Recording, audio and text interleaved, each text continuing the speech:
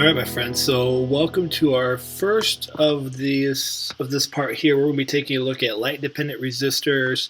Then we'll be moving on to other videos of the infrared sensor, the ultrasonic, analog, using motors, and that type of thing. So, for day 14, we're just kind of looking at some additional components for you to use with your Raspberry Pi when it comes to Python and your physical computing. And so, the first one that we want to look at is a light-dependent resistor. And that is one, typically they look like this. You have these if you have lights that light up at night after soaking up the charge from solar panels. I've used this for finish lines for racetracks with robots. It's just a great sensor to do lots of cool things to create some activations. And so with this one, we're looking at a little bit this idea of an analog output. And so what we want to do here is see how a photocell, also known as a light-dependent resistor, can give us a range. And then we can use that to then write code that when it sees dark or light or whatever threshold is you're looking for, you can start to do some really cool projects with your Raspberry Pi and Python and physical computing. So one of the things that we're also going to need to include on here, that besides our photocell light sensor, it looks like this, you should also have a capacitor. A capacitor allows us to store the charge. So we want to be able to get that current, we want to feed it into the capacitor, and it's going to store that charge. And then that voltage will then start off low and increase as the charge builds up. And then what we can do with this is then we're able to get a read from this to figure out the light threshold that we're seeing. And so when we use this together, we can create a light sensing circuit. So what I've done here is just follow along with the Raspberry Pi page. I have my photocell, and I know you can't really see it, plugged into rows 1 and 3.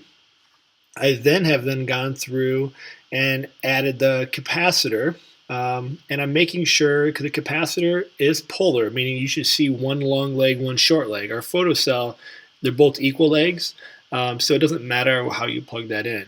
But we need to make sure the long leg of our capacitor, this guy right here, that's black and gray, the long leg is plugged into one of the legs of the photocell. And then we're going to have the negative leg in row number 5.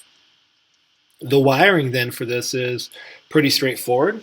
So for the outside leg of the photocell by itself in row 1, we're going to go ahead and plug that into the 3.3 volt power port. So that's the first GPIO pin on the left column of your Raspberry Pi. The row 3 that has the other leg of the photoresistor and the capacitor is going to go to GPIO pin 4. So you can use any input-output pin you'd like, but we're going to use 4. And then finally, the negative leg of the capacitor that's in row 5, we're going to add that to the ground. And you can refer to the project page for a good visual. So let's jump over to the code. And I've basically used the same thing from the page, except for I've added just one little item that makes life easier. So again, we're going to import from the GPIO 0, import light sensor. All right, I don't need buzzer in here, so I can get rid of this. Actually, that was something I was experimenting with. So just import light sensor. And I also added from time import sleep. And the reason being is the reading goes so fast, I actually couldn't even see the readout because it was going so quickly. I couldn't see the adjustments from dark to light. So I've got here our variable LDR is going to be equal to light sensor in GPIO pin 4, which is what we've plugged it into on the breadboard and also on the pins of the Raspberry Pi. And we're just writing, again, another infinite loop while true. And we're just going to print the value of the light sensor. What I've added is a sleep of 1 so that I can actually see the difference. So when I go to run this here, you're going to see that it's showing these numbers, 0.95. We get just very minuscule changes in the rate. But if I go ahead and put my finger over the light sensor, it should drop. So we're watching that drop down here a little bit.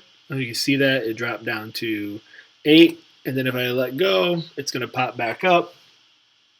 And again, if I cover that up, it's going to drop down here a little bit.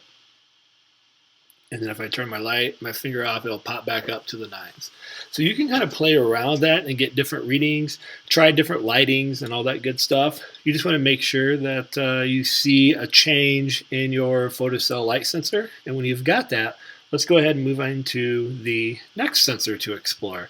In the end, we're going to be combining all these into a really awesome build for day 15, which you're going to be doing a creative build. So learning all these things that you have available will help you design something really awesome. All right, my friends, as always, stay awesome. Peace.